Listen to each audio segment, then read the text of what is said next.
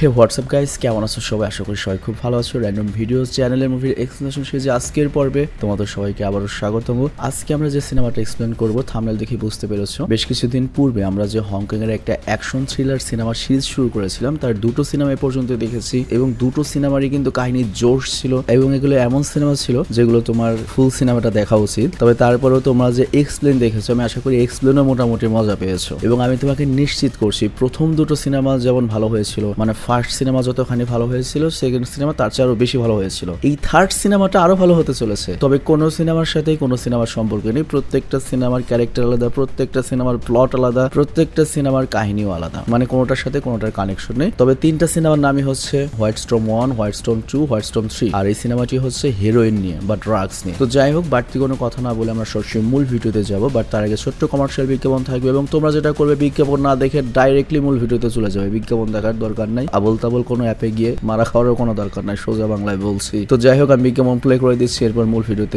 চলে যাও। হ্যালো বন্ধুরা, আজ আমরা এমন একটি অ্যাপ সম্পর্কে তোমাদের বলতে চাই যে অ্যাপটির অফিসিয়াল পার্টনার হচ্ছে পিএসজি। আর এখানে অনেকগুলো ম্যাচ খেলে ল্যাপটপ, আইফোন, স্মার্ট ওয়াচ ও আরও অনেক ক্যাশ প্রাইজ জেতার সুযোগ রয়েছে। আর এই অ্যাপটিতে সকল ধরনের লাইভ ম্যাচের রেজাল্ট দেখতে পারবে এবং এই ম্যাচের স্কোর অনুমান করে গেমও খেলতে পারবে, যেমন কোন টিম জিতবে, কোন টিম কত রান করবে, কে সর্বোচ্চ স্কোর করবে। এছাড়া বিভিন্ন ধরনের গেম রয়েছে, সেগুলো খেলেও ইনকাম করতে পারো। আর রেজিস্ট্রেশনের সময় আমাদের যে প্রোমো কোডটি রয়েছে রোনাল, এটা ব্যবহার করলে প্রথম ডিপোজিটে 26,000 টাকা পর্যন্ত বোনাস পেতে পারো। আর এই টাকা তুমি খুব সহজেই বিকাশ, ব্যাংক এবং অন্যান্য সহজ পদ্ধতির মাধ্যমে উঠাতে পারো। তো আর দেরি কিসের?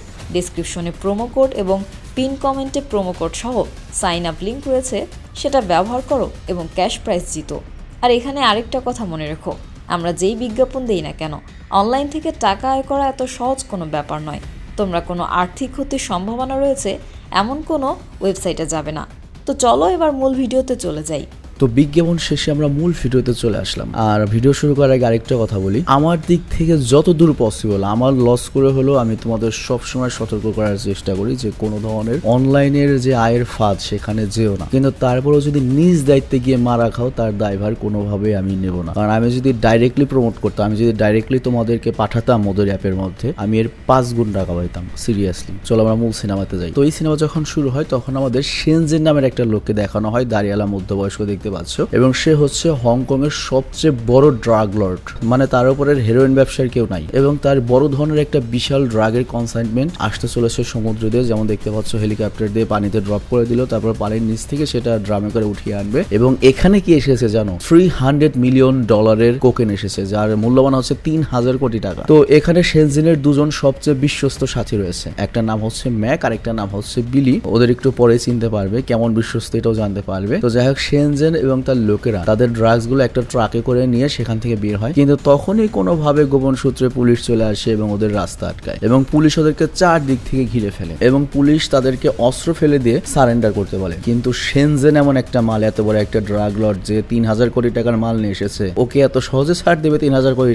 টাকা? তো ও করে কি, পুলিশদের সাথে লড়াই করার সিদ্ধান্ত নেয় এবং বন্দুক বের করে। কিন্তু তখন ওর পাশে যে সবচেয়ে খাস আদমি ম্যাক বসেছিল, ওই হালাই করে কি উল্টো শেনজেনের মাথায় বন্দুক ধরে। তখন শেনজেন তো পুরো অবাক হয়ে শকড হয়ে তাকিয়ে থাকে যে ভাই তুই এটা করলে কি? তোরে আমি আপন ভাই ভাবছিলাম, আমার মেয়ে বিয়ে দিতে চাইছিলাম, তুই আমার মাথায় পিস্তল ধরলি। তখন ম্যাক বলে, ভাই আমি তো পুলিশের আন্ডার কভার এজেন্ট, তোমার সাথে তো তোমাকে ধরার জন্য আসছি। তো তখনই ভ্যানের মধ্যে ওদের মারামারি শুরু হয়ে যায়। কিন্তু তখন শেনজেনের কথায়, শেনজেনের গাড়ির যে ড্রাইভার ছিল সে করে কি পুলিশের গাড়ির দিকে যেতে থাকে, পুলিশের গাড়ি উড়িয়ে দেবে। আর তখন পুলিশরা করে কি, এই স্মাগলারের গাড়িতে ফায়ারিং করা শুরু করে। তো এখানে যেটা হয়েছে, ড্রাগ ধরা পড়েছে 3,000 কোটি টাকার কোনো ব্যাপার না, কিন্তু নিজের সবচেয়ে ঘনিষ্ঠ লোক ম্যাক বিশ্বাসঘাতকতা করেছে, এটাও মেনেই নিতে পারছে না। তখনও মনে করতে থাকে যে কিভাবে আর পরিচয় হলো। কয়েক মাস আগে ম্যাক যখন একটা বার থেকে মারাত্মক নেশাগ্রস্ত অবস্থা থেকে বের হয়েছিল, তখনই ওর যে কিছু প্রতিপক্ষ রয়েছে তার ওর উপর আক্রমণ করেছিল। তো ওই সময় ম্যাক চেনেও না জানে না, হঠাৎ করে প্রাণের ঝুঁকি নিয়ে এসে বাঁচিয়েছিল। আর তখন থেকেই শেনজেন ম্যাককে নিজের গ্যাংয়ে যুক্ত করে নিয়েছে। শেনজেনের কথা হচ্ছে যে আমাকে প্রাণে বাঁচাবে, তার প্রাণ বাঁচানোর দায়িত্ব আমার এবং সে আমার নিজের ভাই, নিজের লোক। তো যাই হোক, ভ্যানে বসে শেনজেন ওই ঘটনাগুলো মনে করে, কিন্তু এখন তো পুলিশ থেকে বের হতে হবে। আর এই জন্য শেনজেন অর্ডার দেয় পুলিশদের লোকদের ওদের সেতা ভেতা করে দাও। আর দুই টিমের মধ্যে গান ফায়ারিং শুরু হয়। আর শেনজেনের দ্বিতীয় সবচেয়ে খাস লোক, যার নাম হচ্ছে বিলি, সে গাড়ি থেকে বেরিয়ে পুলিশদের উপর গুলি করতে শুরু করে, কিন্তু গুলিতে উল্টো আহত হয়ে পড়ে যায়। আর তখন শেনজেন করিকে ভ্যান থেকে লাফ দিয়ে ওর যে 3000 টাকার মাল ভর্তি ট্রাকটা রয়েছে কোকেনের, সেটা নিয়ে পালিয়ে যাওয়ার সিদ্ধান্ত নেয় যে ফাইটে পারবো না। এবং পুলিশের যে ব্যারিকেড দিয়েছে গাড়িতে, সে তার উপর দিয়ে যাওয়ার চেষ্টা করে, কিন্তু খুব বেশি দূর যেতে পারে না। তো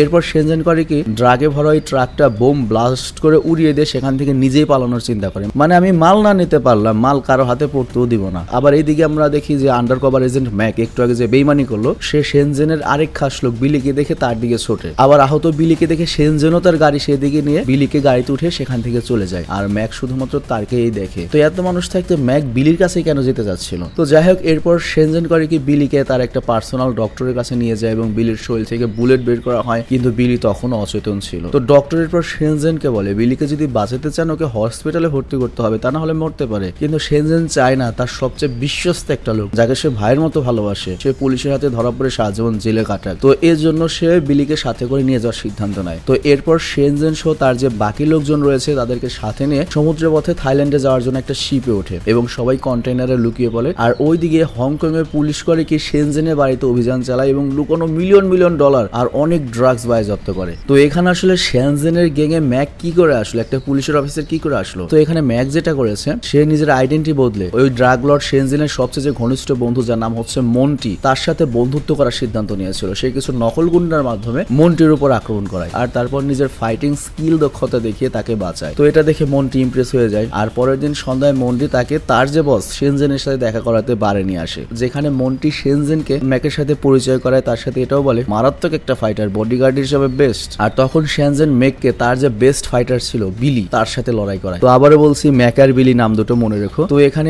একজন আরেকজনের উপর ঝাঁপিয়ে পড়ে, ভালো মারামারি করে। কিন্তু ওই রাতে আমাদের আরেকটা শক লাগে, আমরা জানতে পারি শেনজেনের যে ডান হাত ম্যাক যে একটুকে বেইমানি করলো, সেও পুলিশের এজেন্ট। আবার ওই যে বিলি যে বর্তমানে শেনজেনের সাথে রয়েছে গুলিবিদ্ধ হয়ে, সেও পুলিশের এজেন্ট। এবং তারা দুজন ঘনিষ্ঠ বন্ধু এবং তারা দুজন একসাথে প্ল্যান করে এইখানে এসেছে এবং অনেক সেগুলো মিশন তারা একসাথে কমপ্লিটও করেছে। আর বিভিন্ন মিশন কমপ্লিট করতে গিয়ে তারা এমন সব বিপদের মুখে পড়েছিল, তবে তারপরে কেউ কাউকে ছেড়ে জানে, এই জন্য তাদের বন্ধুত্ব অনেক বেশি স্ট্রং হয়েছে। তবে বিলি প্রথমেই এই লাইনে ছিল না, আন্ডার কভার হিসেবে ছিল না, ম্যাক আগে থেকে ছিল। আর বিলি মূলত ম্যাককে রিকোয়েস্ট করেছিল, ভাই আমাকে আন্ডার কভারে নিয়ে যা, ওখানে অনেক মজা রয়েছে। তো এরপর ম্যাক বলেছিল, তাহলে তুই কমিশনারের সাথে কথা বল। তো এরপর বিলি কমিশনারের কাছে যায় এবং সে শেনজেনের গ্যাংয়ে আন্ডার কভার এজেন্ট হওয়ার ইচ্ছা প্রকাশ করে। তো কমিশনার তখন তাকে ওয়ার্নিং দিয়ে বলেছিল, এটা কিন্তু খুবই রিস্কি কাজ। কিন্তু বিলি ঠিক করে নিয়েছিল সে হংকং থেকে ড্রাগস চিরতরে উৎখাত করবে। তো যাই হোক, শেনজেনের গ্যাংয়ে এন্ট্রি নেওয়ার জন্য বিলি যেটা করেছিল, শেনজেনের যে বিশেষ লোক ছিল যার নাম হচ্ছে গুফি, ও মনে করো প্রায় 100 কোটি টাকার মাল নিয়ে যাচ্ছিল, তখনও করে ওই মালগুলো চুরি করে এবং ওই মালগুলো চুরি করে নিয়ে যায় হচ্ছে শেনজেনের কাছে। আর শেনজেনকে বলে, দেখো তোমার 100 কোটি টাকার মাল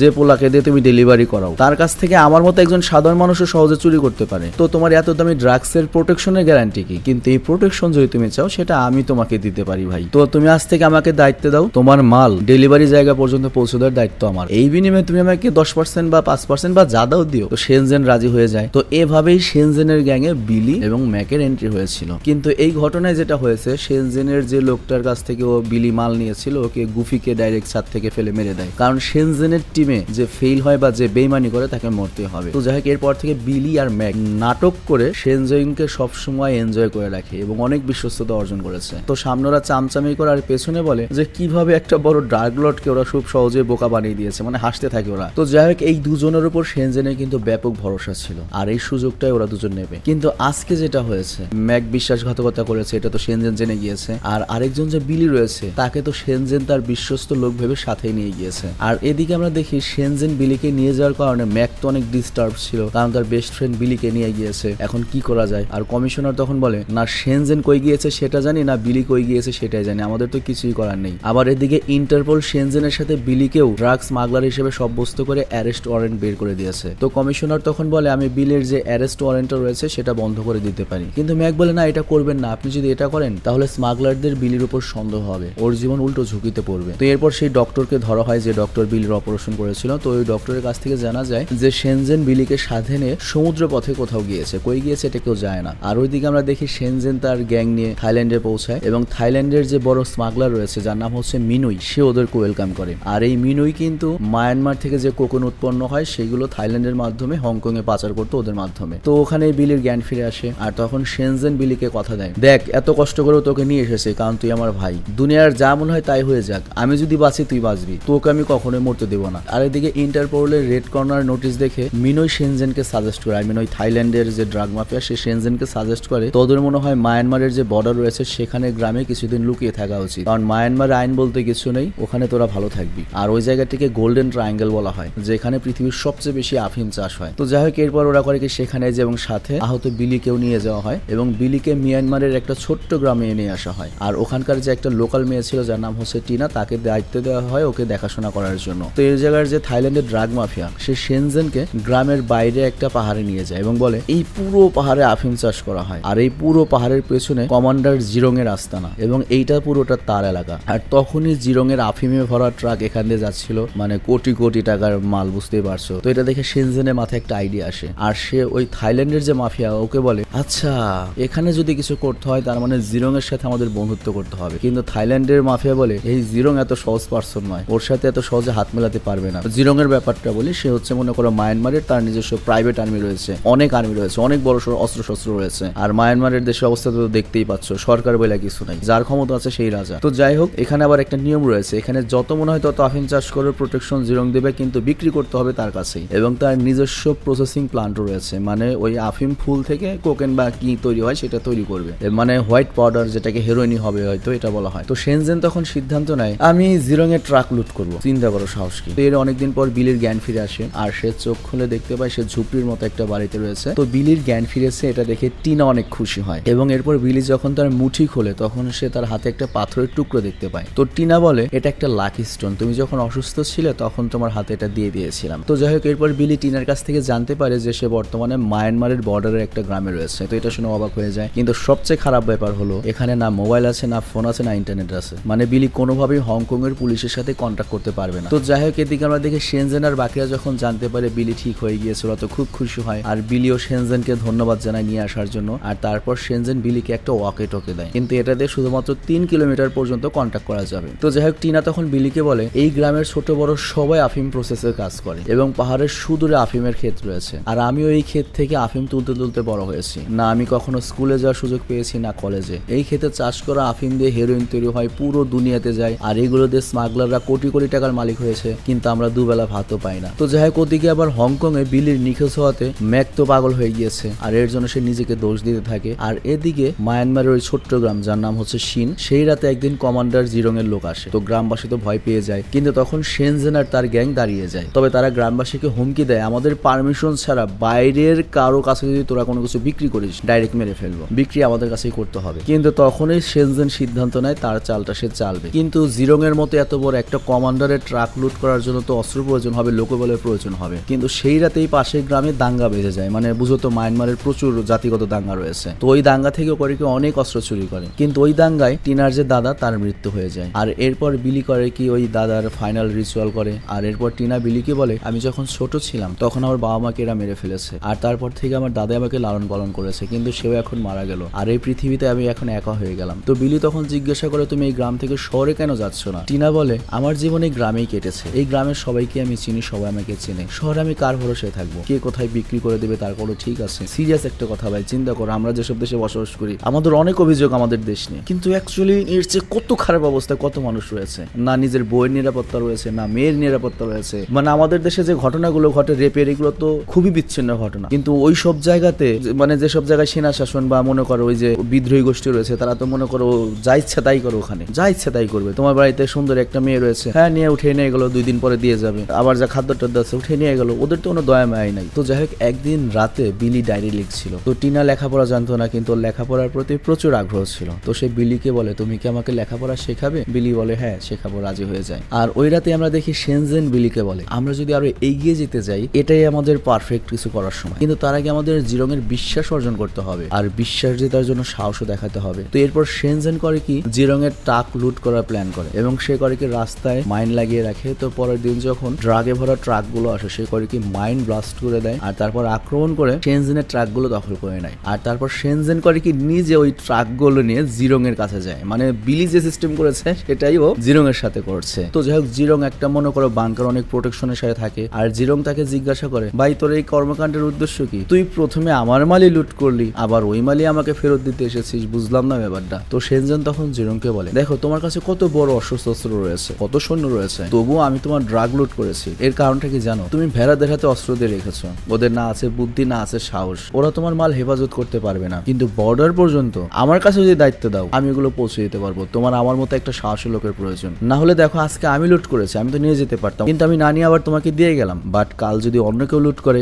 সে কি তোমাকে দিয়ে যাবে? তো জিরনের কাছে সেনজেনের এই সাহসের কথা অনেক ভালো লাগে, ইমপ্রেস হয়ে যায় এবং ওকে ড্রাগ ডেলিভারির দায়িত্ব দিয়ে দেয়। মানে সেনজেনের সাথে বন্ধুত্বের হাত বাড়ায়। আর সে সেনজেনকে বলে, দেখ এই ব্রিটিশ শালারা এখানে এসে আমাদের আফিম চাষ শিখিয়ে গিয়েছে। ওরা যখন ছিল আমাদের দিয়ে গাঁজা চাষ, আফিম চাষ সব করিয়েছে, কিন্তু যখন শালারা চলে গিয়েছে, এখন শালারা সভ্য হয়ে গিয়েছে। তো এই ব্রিটিশদের জন্য এই জায়গার লোকেরা আফিম চাষ ছাড়া আর কিছুই শেখেনি। তোরা একমাত্র এই কাজই করতে পারে। কিন্তু এই ব্রিটিশ শালারা এখন বড়লোক হয়ে গিয়েছে, পুরো দুনিয়ার নেতা হয়ে গিয়েছে। এখন এই ব্রিটিশ ইন্টারপোলেরাই আমাদের পেছনে লেগে রয়েছে। পুরো পৃথিবীর চোখে আমরা এখন ওয়ান্টেড হয়ে রয়েছি। তবে এর সাথে জিরং সেনজেনকে ওয়ার্নিং করে, দেখ ভাই আমার সাথে যে বিশ্বাসঘাতকতা করে তাকে কিন্তু একবারে ল্যাটা ব্যাটা করে দেয় আমি। তো এরপর সেনজেন আর তার গ্যাং করে কি জিরং এর ড্রাগ ডেলিভারি কাজ শুরু করে দেয়। আর এদিকে কাজের জন্য বিলি যখন বাইরে যায়, মানে মিশনে যায়, তখন টিনা বিলিকে মিস করতে থাকে। অ্যাকচুয়ালি ওদের বন্ধুত্ব ভালোবাসায় পরিণত হয়ে গিয়েছে। এটা খুবই সত্যি কথা। একটা ছেলে আর একটা মেয়ে যদি দীর্ঘদিন একসাথে থাকে, ভালোবাসা হবে। যতই 5টা বাচ্চা থাক, 10টা বউ থাক, আবার ওই মেয়েরও যাই থাক, সমাজ হচ্ছে এমন একটা জিনিস, একসাথে উঠা বসা হলেই একটা আলাদা সম্পর্ক হয়েই যাবে। তো যাই হোক, একদিন বিলি করে কি টিনাকে নিয়ে পাশের একটা শহরে যায়। আর বিলির উদ্দেশ্য ছিল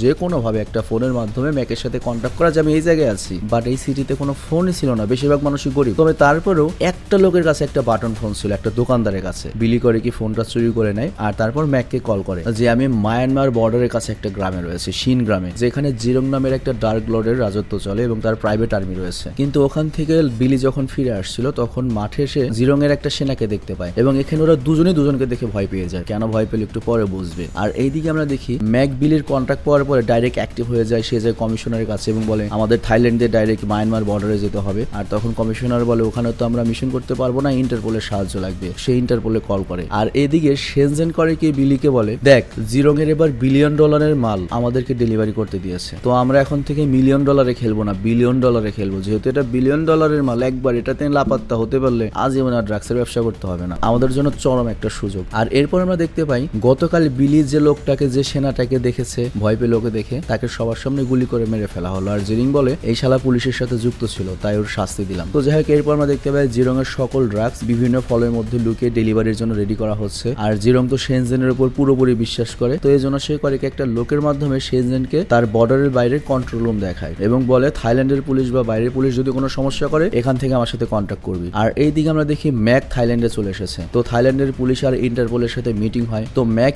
ইন্টারপোলকে বলে বিলির নামে যে রেড নোটিশ পেশ করা হয়েছে ইন্টারপোল থেকে, এটা ঠিক নয়। সে আসলে আমাদের সাথে হংকং এর একজন আন্ডারকভার এজেন্ট, আর সে এই মুহূর্তে ডার্ক লর্ড জিরং এর ভিলেজে রয়েছে। তো এই মিশন শুধুমাত্র যে ওদেরকে ধরা তা নয়, আমাদের বিলিকে উদ্ধার করতে হবে। আর ওই জায়গাটা হচ্ছে গোল্ডেন ট্রায়াঙ্গলের মধ্যে, যেটা পুরো দুনিয়ার জন্য একটা বড় ধরনের মাথা ব্যথার কারণ। তো যাই হোক, এবার তারা 3 জন মিলে জয়েন্ট মিশন প্ল্যান করে। থাই পুলিশ, হংকং পুলিশ আর হচ্ছে ইন্টারপোল। আর এদিকে সেনজেন আর তার টিম নিয়ে জিরং এর ট্রাকের কনসাইনমেন্ট নিয়ে বের হয়ে যায়। কিন্তু রাস্তার বর্ডারে কিছু গুন্ডা তাদের পথ আটকায়। মানে এরা আরেক গ্রুপ আর কি, এরা চান্দা চায় আর কি, যে এত টাকা দিয়ে যাবে। তো সেনজেন তো ধর্মাল, বলে এত ঝামেলা করে কি লাভ, 10 কোটি টাকা নিয়ে যা, এনে ব্যাগ। বলে যে এই ব্যাগে 10 কোটি টাকা রয়েছে, বাট ওই ব্যাগে ছিল বোম। তো ওই বোমটা ব্লাস্ট হয়। এরপর 2 সাইড থেকে গান ফায়ারিং শুরু হয়ে যায় এবং সেনজেনের লোকেরা সকল গুন্ডাদের মেরে ফেলে। আর তারপর তারা সেখান থেকে বের হলে বর্ডার পুলিশ ওদের উপর আক্রমণ করে। তো এর ফলে বিলি ধরা পড়ে যায়। আর তখন সেনজেন কন্ট্রোল রুমের মাধ্যমে জিরং এর সাথে কন্ট্যাক্ট করে এবং সমস্ত সিচুয়েশন খুলে বলে। আর জিরং তখন করে কি, ওই বর্ডার পুলিশের যে হেড, থাইল্যান্ডের বর্ডার পুলিশের যে হেড, তাকে দিয়ে বিলিকে ছাড়িয়ে নেয় এবং পুলিশ বিলিকে সেনজেনের হাতে তুলে দেয়। তো সেনজেন যখন বিলিকে তার সাথে নিয়ে যাচ্ছিল, তখনই সামনে থেকে ম্যাকরা আবার থাই আর্মিদের সাথে যাচ্ছিল। তো সেনজেনের ভ্যানে ম্যাক বিলিকে দেখতে পায়। তখন ওদের গাড়ি ধাওয়া করা শুরু হয় লম্বা রেস। কিন্তু একটা নদীর পাড়ে এসে ওদের গাড়ি উল্টে যায়। আর তখন ওদের দুজনের মাঝে গান ফায়ারিং শুরু হয়। কিন্তু সেনজেন তার লোকদের নিয়ে পালিয়ে যায়। বাট বিলি ইচ্ছে করে পালায় না, কারণ বুঝতেই পারছো, ওর বন্ধু ম্যাক এসেছে। অনেকদিন পরে 2 বন্ধু এক জায়গায় হয়েছে। কিন্তু বিলি এটা বলে দেয় যে থাইল্যান্ডের বর্ডার আর্মির অনেক বড় একটা অফিসার জিরং এর সাথে যুক্ত রয়েছে। আবার বর্ডার আর্মির একটা সৈনিকও দেখে ফেলে যে বিলি পুলিশের সাথে যুক্ত এবং সেও শকড হয়ে যায়। তো যাই হোক, এরপর বিলি থাই পুলিশকে বলে আপনাদের মধ্যে অনেকে ওদের সাথে জড়িত রয়েছে। আবার জিরং এর কাছে অনেক সোলজার এবং ওয়েপন রয়েছে। তো ওদের উপর যদি অ্যাটাক করতে যান, অনেক বড় প্রস্তুতি নিয়ে অ্যাটাক করতে হবে। আর এই দিকে আমরা দেখি বিলি ধরা পড়ে গিয়েছে। এজন্য সেনজেন তো চিন্তায় পাগল হয়ে গিয়েছে, ওর ভাই ধরা পড়েছে। আবার এদিকে বিলিও ওই ছোট্ট শিন গ্রামে যাওয়ার জন্য সিদ্ধান্ত নিচ্ছে। তো ম্যাক তখন বিলি বিলিকে বলে মরবি নাকি, ইন্টারপোলের আর্মিরা কালকে জিরং এর আস্তানায় বিমান হামলা চালাবে, স্থল হামলা বিমান হামলা দুটা চালাবে, তো তুই হংকং ফিরে যা। কিন্তু বিলি বলে তুই বুঝতে পারছিস না ওখানে টিনা রয়েছে। ম্যাক বলে টিনাকে? বিলি বলে আমার গার্লফ্রেন্ড। ম্যাক বলে দেখ এরকম চলতে ফিরতে অনেক গার্লফ্রেন্ড হবে, যান বাঁচানো ফরজ, তুই চলে যা। আসলে ম্যাক চায় না বিলি গ্রামে গিয়ে নিজের জীবন ঝুঁকিতে ফেলুক, কিন্তু বিলি টিনার ভালোবাসাকে ভুলতে পারছে না। মানে বুঝতে পারছো টিনার জীবনটা কত কষ্ট, কি সুন্দর কি সিধা সাদা একটা মেয়ে, অথচ কি একটা লাইফে পড়ে গিয়েছে।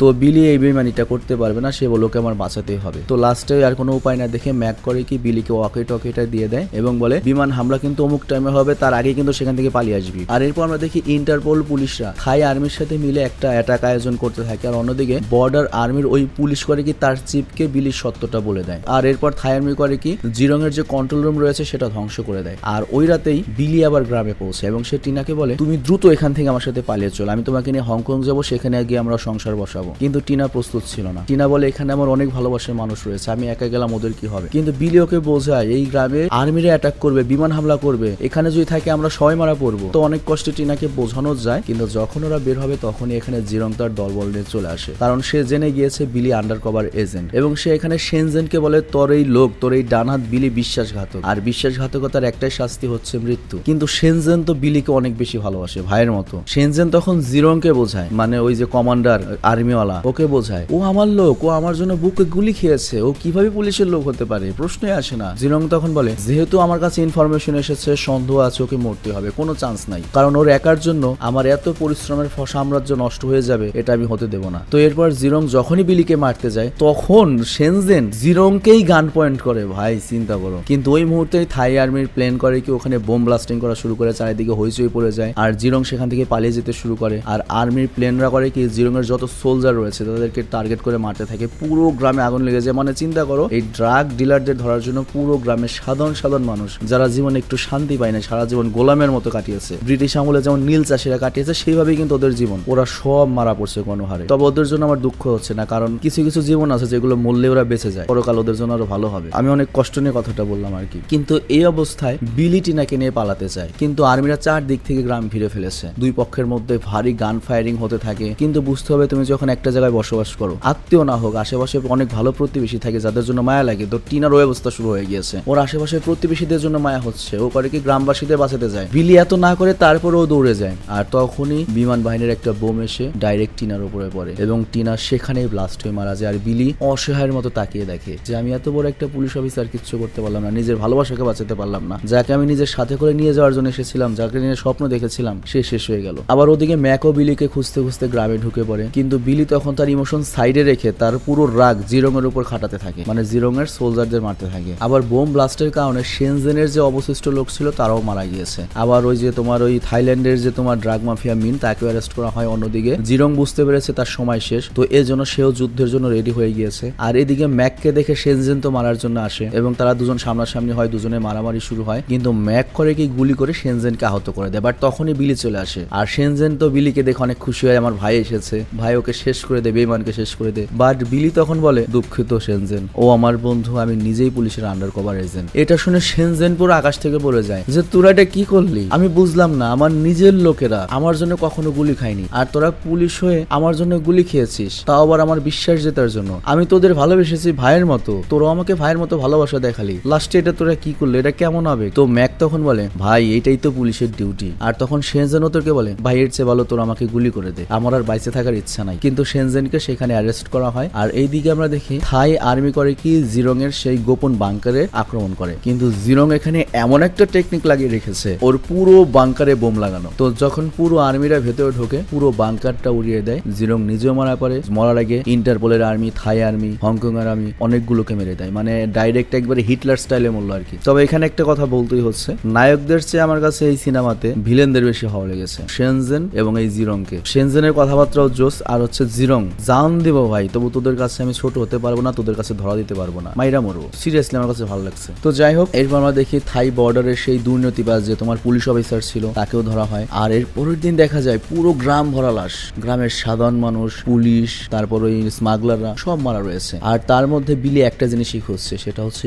টিনার লাশ। বা টিনার লাশ কি আর পাওয়া যাবে, বোমটা পড়েছে তোর উপর। কিন্তু টিনার শেষ স্মৃতি হিসেবে বিলি টিনার ওই হেয়ার পিনটা পায়, যেটা সে আগে ওকে গিফট করেছিল, আর সেটা দেখে বিলি কাঁদতে থাকে। মানে হয়তো আরেকটু চেষ্টা করলেও টিনাকে বাঁচাতে পারত, পারতো, কিন্তু ডিউটি তো ডিউটি। তো যাই হোক, এরপর ম্যাক করে কি বিলিকে নিয়ে হংকংয়ে ফিরে আসে, কিন্তু বিলি আজও টিনাকে ভুলতে পারেনি। আর এখানে এই অসাধারণ কাহিনীর সিনেমাটি শেষ হয়ে যায়। তো যাই হোক, আমরা এই যে হোয়াইট স্টর্ম সিনেমাটির 3টা পর্ব এক্সপ্লেন করলাম, 3টা সিনেমা এক্সপ্লেন করলাম, তোমাদের কাছে কেমন লেগেছে সত্যি করে বলো তো। আমার কাছে কিন্তু কোরিয়ান যে থ্রিলার সিনেমা রয়েছে তার চেয়ে হংকং এর এই সিনেমাগুলো একটু বিগ বাজেটের, একটু বেশি ধুমধুমার, একটু বেশি মনে করো যে ফাস্ট মনে হয়। মানে কোরিয়ান সিনেমা তো অফকোর্স বেস্ট, ওদের সাথে তো তুলনাই নেই, বাট হংকং এর যে সিরিজগুলো আমরা দেখলাম এগুলো আমার কাছে জোস লাগছে, জোস। তো যাই হোক, আমি আজকের মতো বিদায় নিচ্ছি। তোমরা ভালো থেকো, সুস্থ থেকো। আর এই পুরোটা যে ক্যারেক্টার দেখলাম এবং এই সিনেমাতে যতগুলো ক্যারেক্টার দেখেছো তার মধ্যে কাকে তোমার সবচেয়ে বেশি ভালো লেগেছে? আমার কাছে নায়কদের চেয়ে ভিলেনদের বেশি ভালো লেগেছে, স্পেশালি শেনজেন আর হচ্ছে ওই ব্যাটার নাম জানি কি ভুলে গেলাম, ওই যে নিজস্ব আর্মি রয়েছে। শালার আমার তো short term memory loss disease হয়ে গিয়েছে ভাই, অল্পতেই সব কিছু ভুলে যায়। ও জিরং হালার পার্টটাও খুব ভালো লাগছে ভাই। তো যাই হোক, আমি বিদায় নিচ্ছি। তোমরা ভালো থেকো, সুস্থ থেকো। এবং এরকমই মুভি যদি রেগুলার দেখতে চাও, যে আমরা হংকং, জাপানিজ, তারপরে তোমার কোরিয়ান শুধুমাত্র থ্রিলার এবং অ্যাকশন সিনেমাগুলো দেখবো, তাহলে সেগুলো আমরা স্যাভেজে এক্সপ্লেন করতে পারি। আর র্যান্ডম আগে যেমন ছিল সেরকমই রাখবো। একবার হলিউড আনলাম, একবার কমেডি সিনেমা আনলাম, একবার চাইনিজ ফ্যান্টাসি আনলাম, অমুক তমুক, মানে র্যান্ডম থাকবে 5 মিশালি টিভি চ্যানেলের মতো। আর স্যাভেজের শুধুমাত্র আমরা তাহলে ওই কোরিয়ান যে সিনেমা আছে ওগুলো চালাই। কি বলো? আসলে স্যাভেজের কন্টেন্ট নিয়ে আমরা খুব সমস্যায় রয়েছে। ওটাই তো তোমার মনিটাইজেশন নেই, পুরো চ্যানেলটাতে মনিটাইজেশন আজ প্রায় 6-7 মাস, 1 বছর হয়ে গিয়েছে। খুব সমস্যা। অনেকে বলে যে সেখানে সিরিজ চালান, কিন্তু সিরিজ চালালে হবে কি, আমার তো প্রতিদিন ভিডিও দিতে হবে, কিন্তু প্রতিদিন ভিডিও দিয়ে আমার তো লাভ নাই, কারণ 1 টাকাও তো ইনকাম হবে না। স্যাভেজে আমাদের একটু গ্যাপ লাগিয়ে সেজন্য যদি একটা স্পন্সর থাকে আমরা ভিডিও দিতে পারি, না হলে দিতে পারি না। তো যাই হোক, কালকে আমরা আবেদন করব নতুন করে মনিটাইজেশন পাওয়ার জন্য। এর আগের বার রিজেক্ট করে দিয়েছে, যদি এবারও রিজেক্ট করে দেয় তখন আমরা স্যাভেজে করবো কি ক্যামেরা কন্টেন্ট দেবো, হয়তো 1 মাসের জন্য বা 1.5 মাসের জন্য আমি ভ্লগে আসবো, যাতে খালি মনিটাইজেশনটা দেয়। মনিটাইজেশনটা হয়ে গেলে তারপর আবার আগের কন্টেন্টে ফিরে যাব। তো আমি আজকের মতো বিদায় নিচ্ছি। হ্যাঁ, আর গাইজ যারা ফুল ভিডিও দেখেছো তাদের জন্য একটা গুড নিউজ রয়েছে, সেটা হচ্ছে আমাদের একটা ক্লোথিং স্টোর রয়েছে, তোমরা সবাই সেটা জানো। আর আমাদের ক্লোথিং স্টোরটা একটু ডিফারেন্ট। এর কারণটা হচ্ছে তুমি তোমার ইচ্ছা মতো তোমার টি শার্টটি ডিজাইন করে নিতে পারো। মনে করো গুগল থেকে যে কোনো একটা গ্রাফিক্স তুমি ডাউনলোড করে দিলে, বা সামনে কোন গ্রাফিক্স থাকবে, পেছনে কোন গ্রাফিক্স থাকবে, বা তুমি তোমার বন্ধু বা বান্ধবীকে তার স্পেশাল ডেতে স্পেশাল একটা টি শার্ট গিফট করতে চাও, তাহলে আমাদের ওখান থেকে তুমি অর্ডার করতে পারো। আর র্যান্ডম স্টোরকে আরো এক ধাপ এগিয়ে নেওয়ার জন্য র্যান্ডমের কো ওনার নাফিসের সাথে মিলে আমরা একটা ক্যাম্পেইন লঞ্চ করেছি, যেখানে তোমরা যদি আমাদের স্টোর থেকে টি শার্ট কেনো তাহলে তোমাকে একটা কুপন দেওয়া হবে। আর সেই কুপনের 1 পার্ট থাকবে আমাদের কাছে, 1 পার্ট থাকবে তোমাদের কাছে। এবং এই ক্যাম্পেইনটা চলবে হচ্ছে 3 মাস পর্যন্ত। এবং এই 3 মাস পরে আমরা সেই কুপনগুলো নিয়ে লাইভে এসে লটারি করব। আর ওই লটারির মাধ্যমে আমরা অনেক ধরনের পুরস্কার দিতে চলেছি, যেমন এর মধ্যে রয়েছে একটা জিক্সার মোটরসাইকেল, একটা আইফোন, এছাড়াও নগদ 20,000 টাকাও পুরস্কার থাকবে, তার সাথে আরো ছোট বড় অনেক পুরস্কার থাকবে। তো আমি আশা করছি তোমরা সবাই এই ক্যাম্পেইনে অংশগ্রহণ করবে, অন্তত একটা টি শার্ট কিনে হলো, এবং আমাদের এই ক্যাম্পেইনটা সফল করতে সহায়তা করবে। আর আরো বিস্তারিত জানতে তুমি আমাদের পেজে চলে যাও, পেজের লিঙ্কটা আমি দিয়ে দিয়েছি ডিসক্রিপশনে, র্যান্ডম স্টোরের লিঙ্কটা, এবং ওখানে আমাদের র্যান্ডম স্টোরের যে কো ওনার সে ভিডিওর মাধ্যমে সবকিছু তোমাকে বুঝিয়ে বলবে। তো রিকোয়েস্ট থাকলো তোমরা একবার র্যান্ডম স্টোরে যাও এবং সেখান থেকে পুরো প্রসেসটা জেনে নাও, এবং অবশ্যই এই ক্যাম্পেইনটা সফল করো। তো আমি বিদায় নিচ্ছি, ভালো থেকে সুস্থ থেকো, টেক কেয়ার, বাই বাই।